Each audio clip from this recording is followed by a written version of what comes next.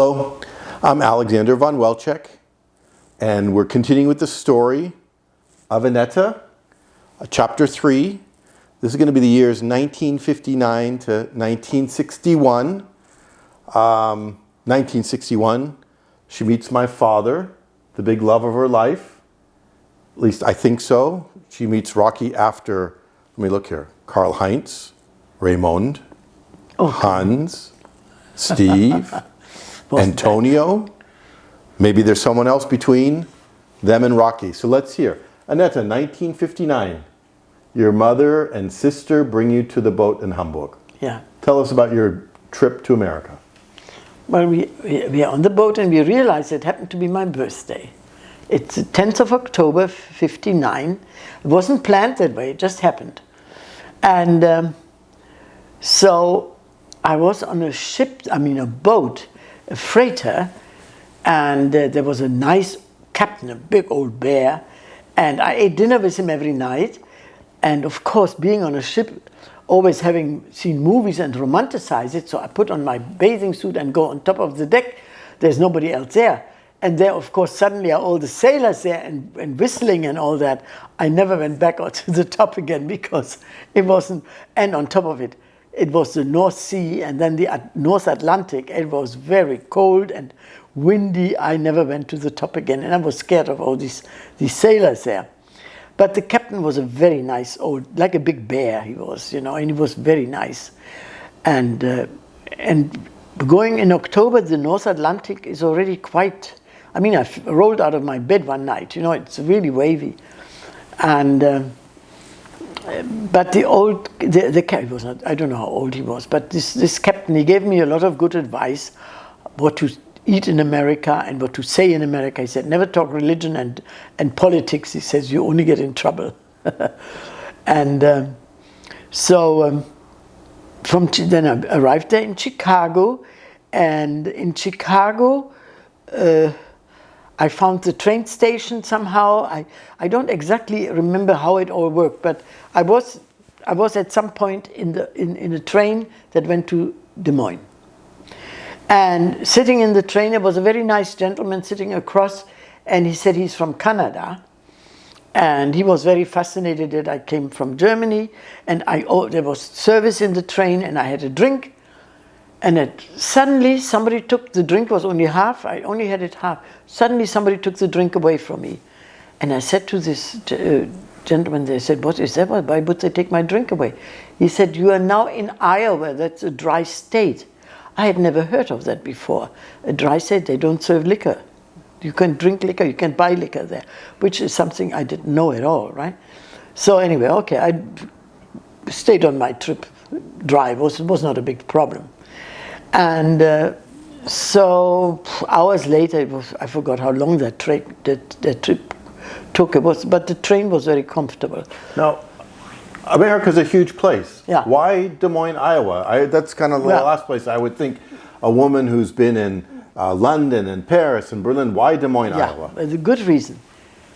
The uncle who left Germany when my father didn't go with him, he ended up in Des Moines, Iowa. Because he had gone to Iowa because he had an uncle already there. But that uncle was someplace in the boonies having a big farm. But my uncle, he had a business there as an interior decorator, apparently. But by the time when I came there, he was already retired. And they had no children. So Uncle Hermann, he lived in Des Moines.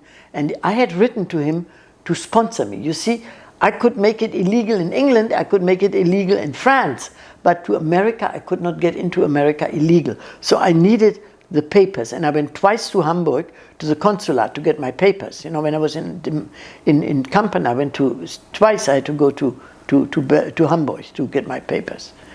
And that wasn't always that easy. It was much easier in England, who would find me in London, right? But America, you couldn't get in. So now you're in Des Moines, and now I'm what in Des Moines. Did you do? How long were you that there? That old uncle and auntie, they picked me up. They never had children. They were in the meantime like 70 years old or something. And they had retired. He didn't have the business anymore. He had built himself a smaller house just their little dream house with just a bed, 2 bedrooms and nice. But it was a nice. He was very proud of it because it was all solid built brick house and all that. And I remember bringing him the most expensive bottle of cognac I had bought at the douane. What is the douane again? At the Zoll, you know? What is it again? Where you customs. Customs or duty free. Courvoisier. I remember buying someplace. I thought he must enjoy a good Courvoisier, right? Well, the poor guy, they never drink there anyway. And Tante Teresa was her name. She was very upset with me that I brought him a bottle of brandy. And he went with that bottle in the basement, and I think he drank it all at once. Anyhow, it was a lifestyle. Okay, I watched it a few days, and I thought, these old people, there was no Des Moines, nothing going on. And I said, I'm going downtown, I told him one day. And he said, no, you can't do that. You better stay here. The German girls have a bad reputation. I said, what are you talking about? Bad reputation, you know? But he was thinking of the certain Frankfurt girls, you know, the American soldiers. Well, I came from a very solid family. There was, you know, I barely knew what he was talking about. But they took me to a few families. They were nice people all, but you know, it was all extremely boring. And one day I said to him, I'm going to go get a job. And he was against it. But I did go anyway. Took the bus and I went to the downtown Des Moines. And I went to the biggest hotel, the Des Moines Hotel. And there was a Mr. I forgot, I used to remember his name, Siegel or something like that. Siegel, I think it was his name. And I told him what I had done, college and so on. And he hired me. But my English, I spoke very British English because I had I learned it more or less in England, and then my German accent on top of it. So I probably had a hard time with my English there. So he talked to the manager of the coffee shop, and I became a waitress in the coffee shop. They had a beautiful coffee shop, I must say. But of course, I'd never been a waitress before, so I didn't know much about it. So I never forget when I served my first breakfast to the people. I had to serve breakfast. Americans eat a very different breakfast from, we eat brötchens and coffee and jam and an egg.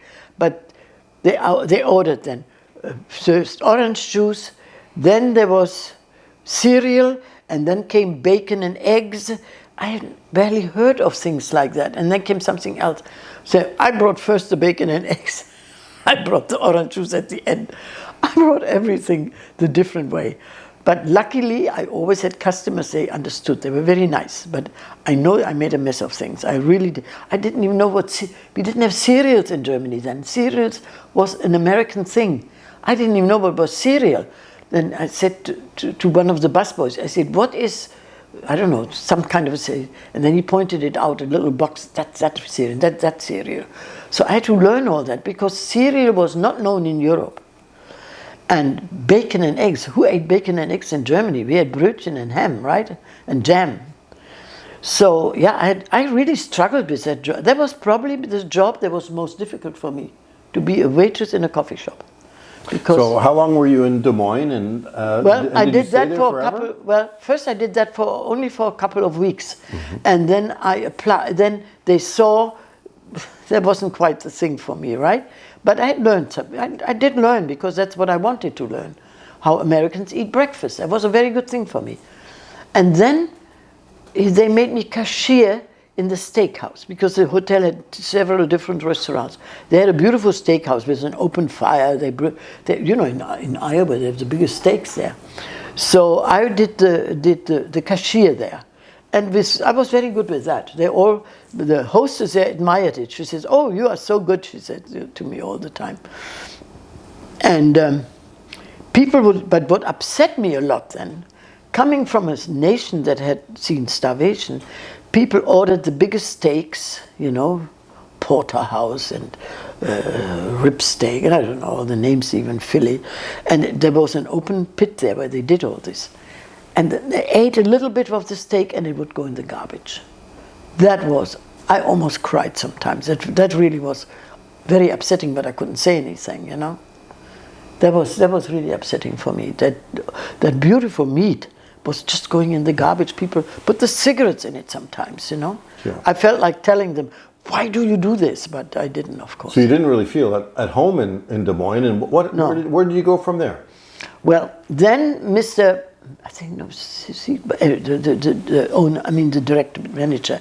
I always applied. I wanted to work the front desk. That was always my thing. And so I did this. I don't know, perhaps 6 weeks or so. The cashier. Then he put me at the front desk. That's what I wanted.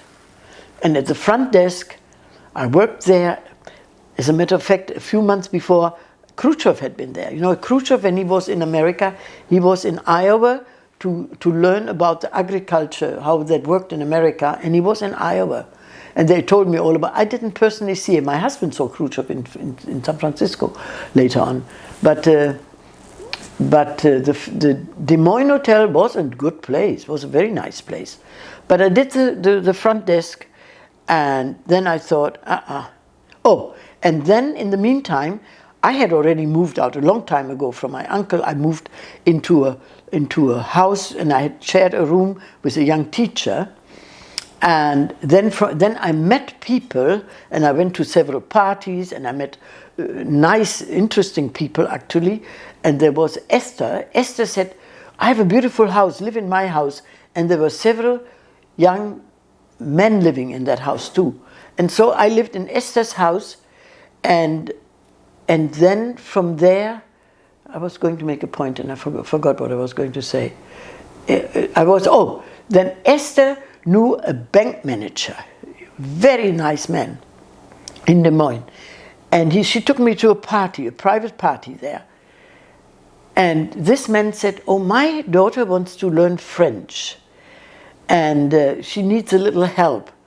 Would you tutor her? I said, sure. And then he said, you can actually stay in our place. You know, he had only 2 children and a lovely wife, and it was one of the bigger houses on Grand Street. Grand Street was the beautiful street that in San Francisco when you go to the Pacific Heights. Yeah, Pacific Heights, right. That was the Grand Street. So they had a beautiful villa there. And so I stayed there, and I was teaching her, you know, or tutoring her French. But then when I was working, at the same time I worked at the front desk, so I did more or less 2 jobs. And then one day I said, Mr. Bergman, I think was his name, I said, I'm going back to Europe. I said to him, it's wonderful here in Iowa, it's, you know, try to be polite, but I don't think I can learn what I really wanted to do with my life. I didn't want to go to New York. I was always scared of New York somehow. At that time, New York had a lot of crime. You know, in the late 60s, there was a lot of crime always. So late 50s now. Yeah. And so I didn't want to go to New York. That somehow I was scared that I might end up dead.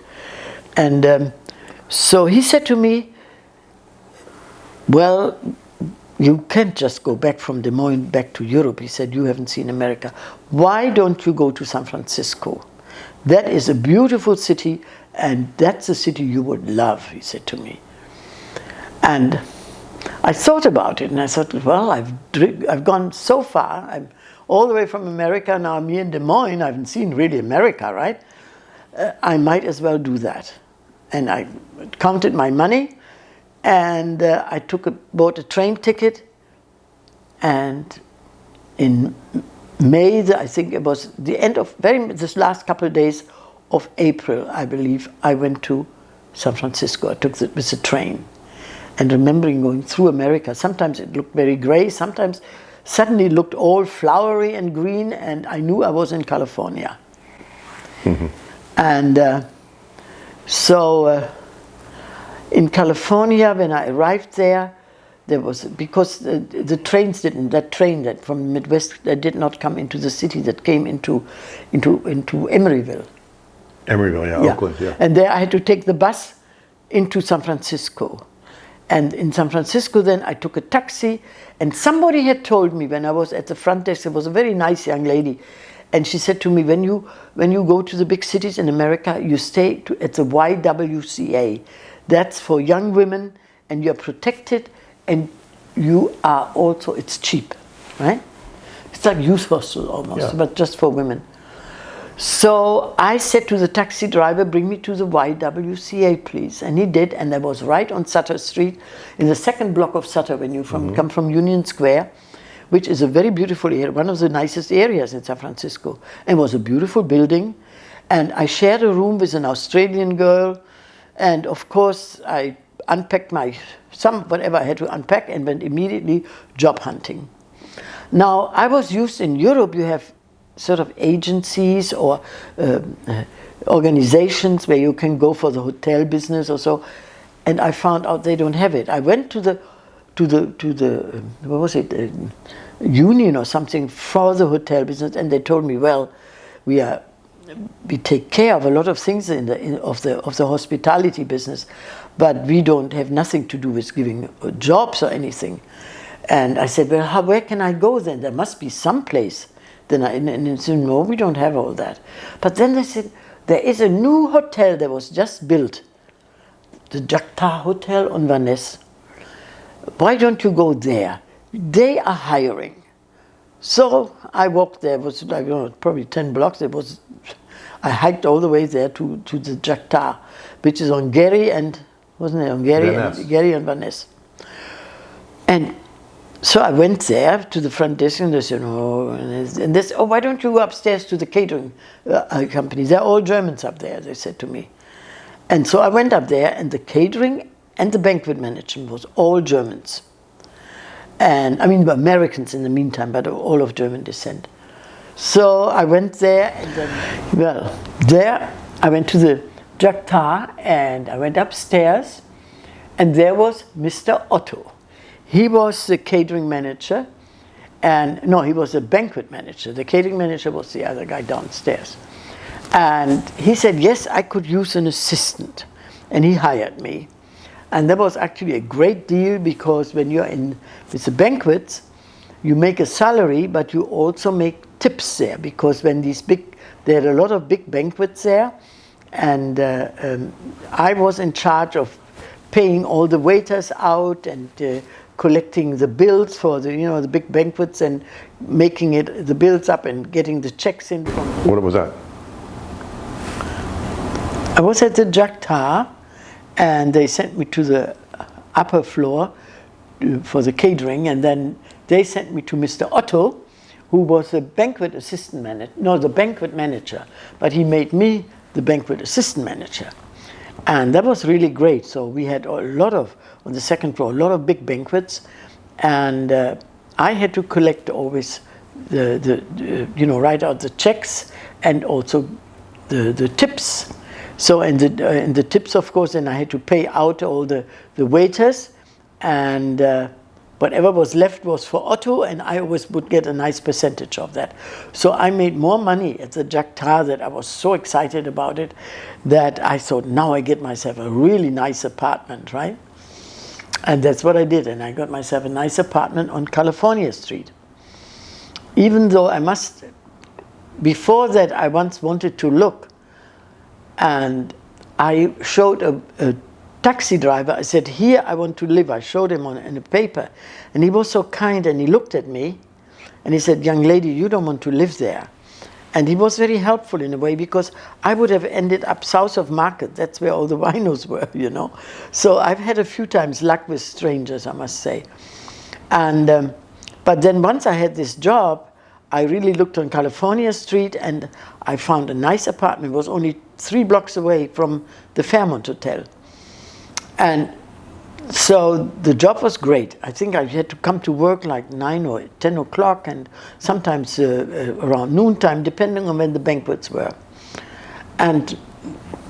But I was so happy what I was doing, and then just like that, I was told I'm fired. I had no idea. I said, fired. First of all, I didn't even know the word first. And then Otto said, well, you're out. I said, how can you do that? I didn't do anything wrong. I did have my work. I'm always in time.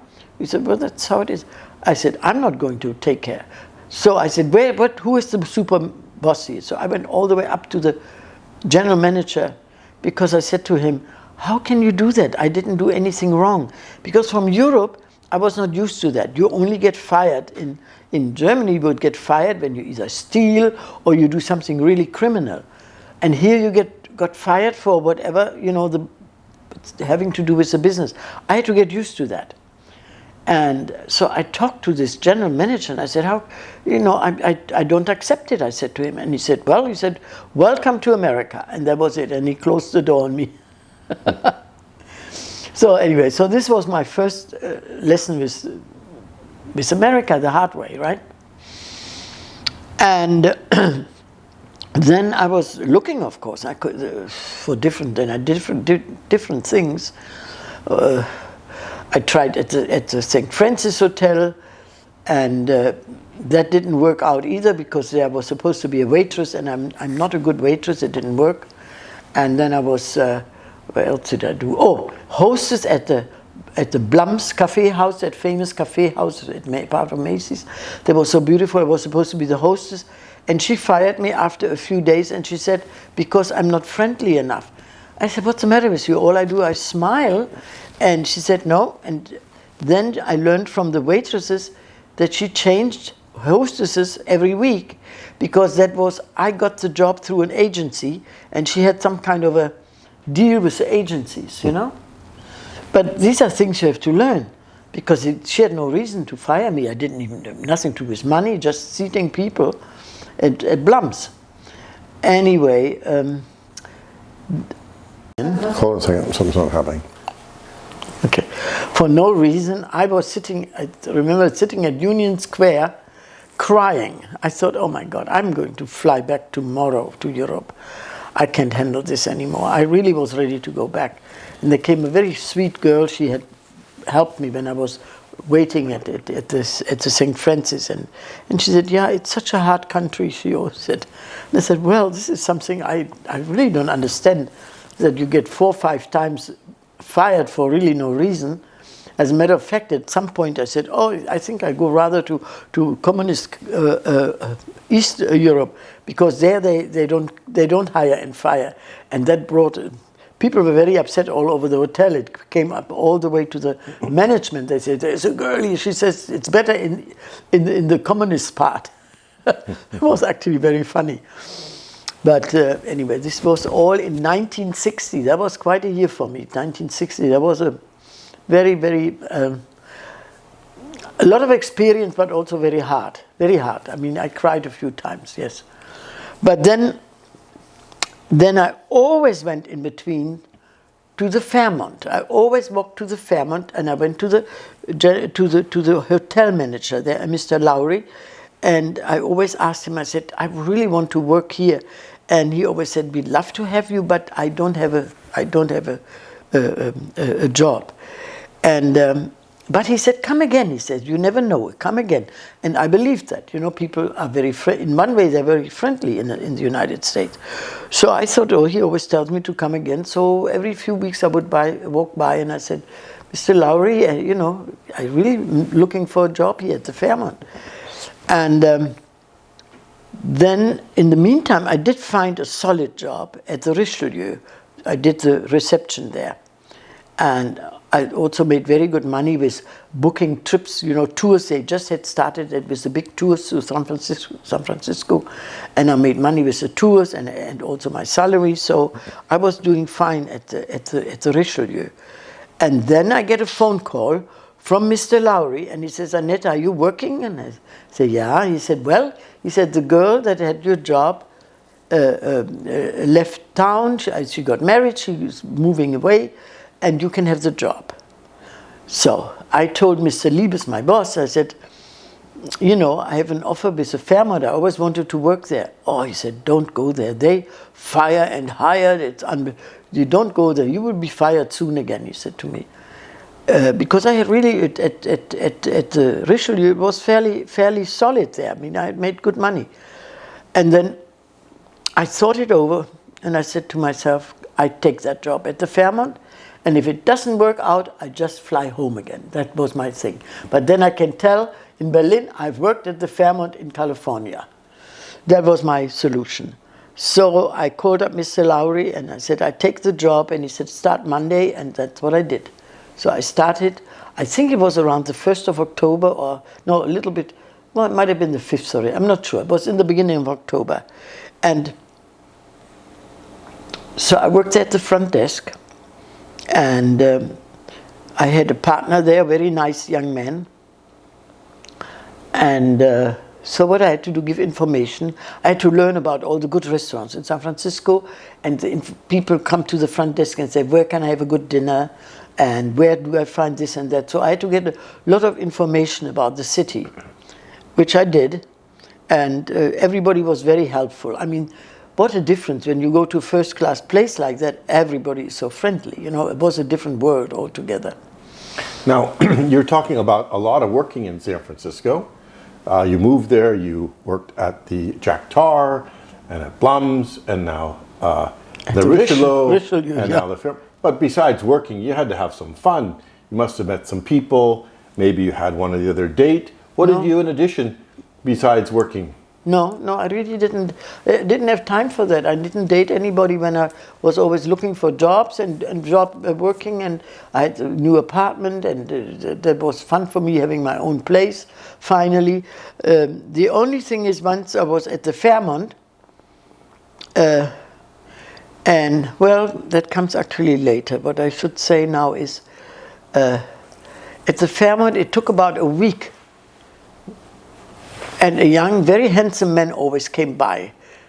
And he teased me, and he called me a little sauerkraut. And he said, are you trying to make dollars? And I found that so insulting. I said, I didn't come to America to make dollars. I don't need that. But he walked by almost every day, and he was in his beautiful tux there. And he happened to be the maître d' of the restaurants. And then he would walk, I don't know, the Fairmont is a very large lobby, and he would walk by the front there, and then when he came back, he always gave me a bar of chocolate. And then one day he said to me, I would like to invite you out to lunch. And I talked to my partner, and I said, do you think I should go out with this man?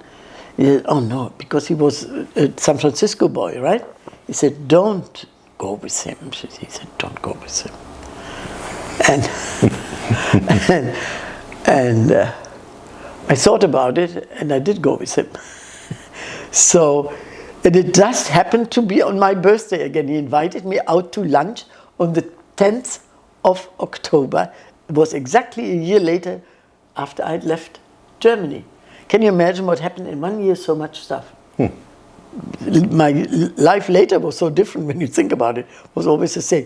In 1 year, I went through all that different things, a dozen jobs. And this man, what was his name? Oh, his name was Rocky, and he was a maître d' of the Fairmont, of the restaurants there. And he had this tux on. He was very handsome. He was like a young Robert Redford, I think he looked. And so I accepted the date. And we went out, and he took me to Sausalito, to the, what is it called, a bridge, something, that famous restaurant, that sits in the water. I will think of the name later. I'm getting a little forgetful sometimes. Something with bridge. Anyway, it's a very famous restaurant, very beautiful, and very good fish dishes. So we had a great time. And when he heard then that it was actually my birthday, he went with me across the street. In Sausalito was an international market with everything, and he bought me the most beautiful book all about San Francisco and everything. And then he also bought me, then he went with me to a cafe house, and he bought me the biggest cake to take home because he didn't want to eat it. So I took it home. And that was my first date with Rochus. His name was really Rochus, but he called himself Rocky. Rocky in America. He came from Germany, from Silesia, and was actually a refugee from, out of the war. But all that, he told me the stories, but I can talk about that a little later more because there's a lot to it. So we went there, and then he took me we went on a couple dates, but when I noticed he was getting a little more serious, I didn't want that because I thought, I'm going back to Europe. I don't want to stay in America. And I had a call from Des Moines, from an old friend. His name was Paul. And he said, Annette, I'm going to Las Vegas. How about you meet me in Las Vegas? And I said, oh my God, that's fabulous. I always wanted to see Las Vegas, right? So I booked a trip to Las Vegas because I had 2 days off. I had 2 days off. And so I flew to Las Vegas. I don't even know anymore how I did it, but I know I did it. How I did it, I don't remember. I flew to Las Vegas, and of course he took me to all the casinos, and it was really exciting. And then I came back to San Francisco to the job, and then everybody said, "Oh my God, Rocky is so upset with you." I said, "Why? I don't even know him that well." Well, he thinks he doesn't know where you are. He was so worried because I never told him, right? But I thought I had a couple of dates with him. I didn't take it that seriously. And then I was at home, and he came to my apartment, and he pulled me out of my apartment into the Golden Gate Park, and he gave me a lecture of my life, what my mother would say, and to just go out to Las Vegas, and oh my God. And I said, "What do you want? I don't want to stay in America. I'm a free person." And I really gave him a hard time. And he was very upset with me. But somehow we made up again. We said made up or out, but both. We did both. And then life was getting serious between the two of us after that, you know. And then after a few more weeks we were dating, and then he said, okay. And I realized to him it was so important to have a family. That's all he wanted to have babies, a house, and he wanted the real life. I wanted that very much too. I was ready then. I was coming to that, you know, that nesting. I came into that nesting time of my life, I think. I felt like that too. But I thought, I don't know if I can have children. You know, I'd had a boyfriend before, and I've never been pregnant in my life. So I went to a young doctor, a woman doctor, and to be examined, and she said, "There's no problem, you should be able to have children." But then she said, I think you have something wrong with your thyroid. And I have a very good surgeon that he can take care of it, right? And I thought to myself, I don't want to have an operation. And I told Rocky about it, and Rocky said, "We are going now soon to Europe anyway, forget it." And I had it checked out later on, a couple of months later in Germany, and the professor said to me, "There's nothing wrong." So it was just somebody who was giving some boyfriend, I guess, a job, right? So I was lucky I didn't go for it. But she told me, and the funniest thing is, a couple of weeks later, I found myself pregnant. It happened so fast. And then we decided to get married. And so we got married in City Hall. But at the same time also my brother Heinz was getting married in Germany. And I said to Rocky, "I'm going to go to Germany, and why don't you come with me?" And he said, "No, I'm not going. He never wanted to go back to Germany because he had gone through such hard times with the war, the family being killed, and everything was in rubble. You know, he didn't even understand that I wanted to go back. I said, "Well, I come from a little... Germany had different areas. Where I came from, it was very nice, you know." So I went back to Germany in May, and went to my brother's wedding. And a couple of weeks later, who is out there? Rocky came. He followed me, and he told my mother that he wanted to marry me, and that he would take good care of me, and we would have a nice home and everything. I never told my mother that I was pregnant, because to her that was, oh my God, she was sort of a saint, I think. I don't know, but anyway. So he came, and then we arranged to get married too. But I didn't want to have a big wedding because it was all, Heinz had that huge big wedding with all the bridesmaids, and I said, "I don't want it. This is to me ridiculous." So we had arranged a nice small wedding in a castle in Kappenberg, which has a beautiful old chateau that belonged to the Graf von Stein, and next door to it was a beautiful restaurant, and we invited only the closest relatives and some close friends. That's all we did. And we had a very nice wedding there. I didn't even put a white big dress on. I had a nice blue suit on and a little white hat. And to me that was fine. I didn't believe in all. Today I would love it, but at that time I was in a different, I was sort of career-minded more, you know. And to me that was all a little bit ridiculous, all these big dresses. Anyway, we had a nice wedding. It was the hottest day Germany ever had seen, 1st of July. The hottest day. Nobody even wanted to drink the champagne. It was unbelievably hot. 1st of July, 1961. Yeah. That's when you got married. Yeah. Maybe this is a nice time to make a break. Yeah. And the next chapter that we start, maybe we'll diverge and go into the life of Rocky. Okay. Okay. Thank you. Okay. And I realized to him it was so important to have a family. That's all he wanted to have babies, a house, and he wanted the real life. I wanted that very much too. I was ready then. I was coming to that, you know, that nesting. I came into that nesting time of my life, I think. I felt like that too. But I thought, if I cannot, I don't know if I can have children. You know, I'd had a boyfriend before, and I've never been pregnant in my life. So I went to a young doctor, a woman doctor, and to be examined, and she said, there's no problem, you should be able to have children. But then she said, I think you have something wrong with your thyroid. And I have a very good surgeon that he can take care of it, right?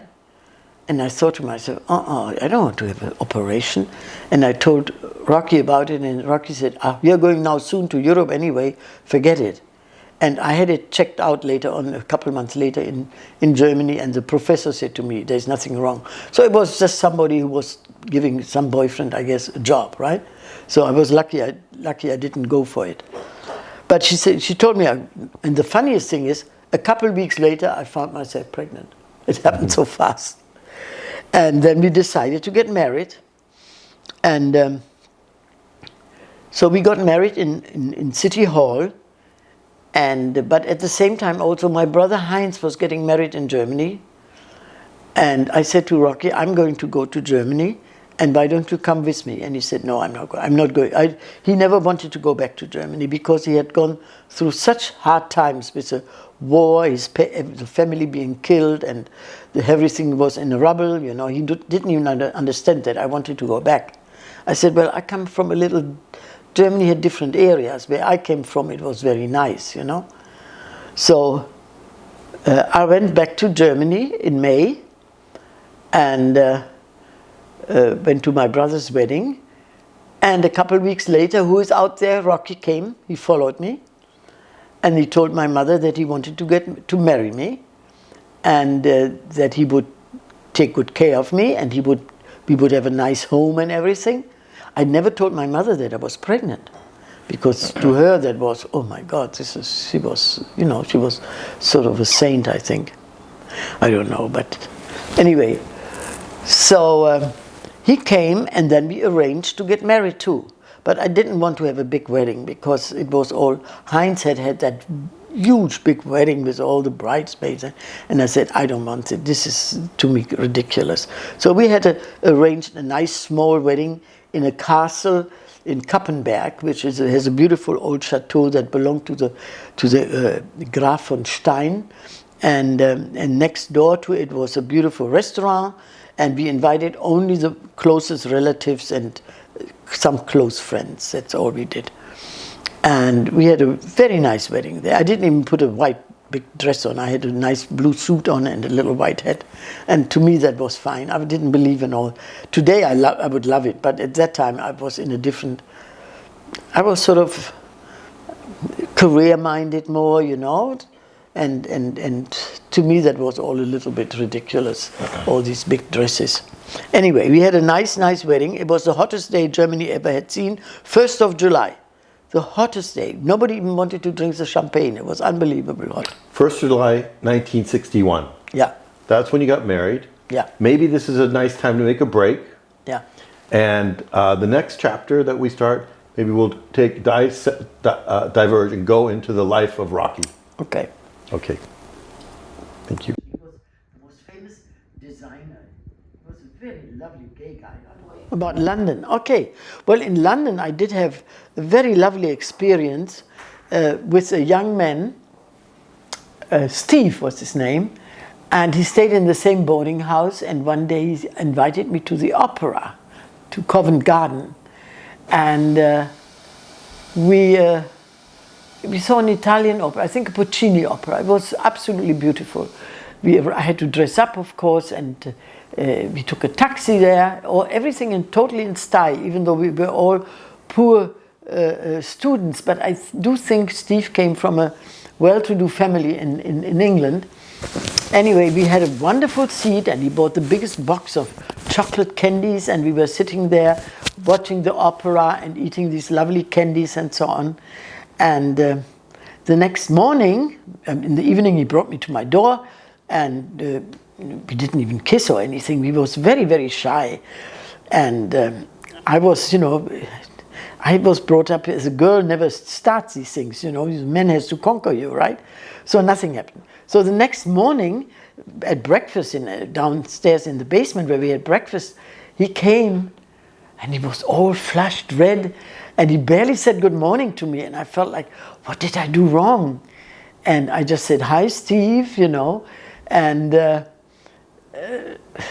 was it.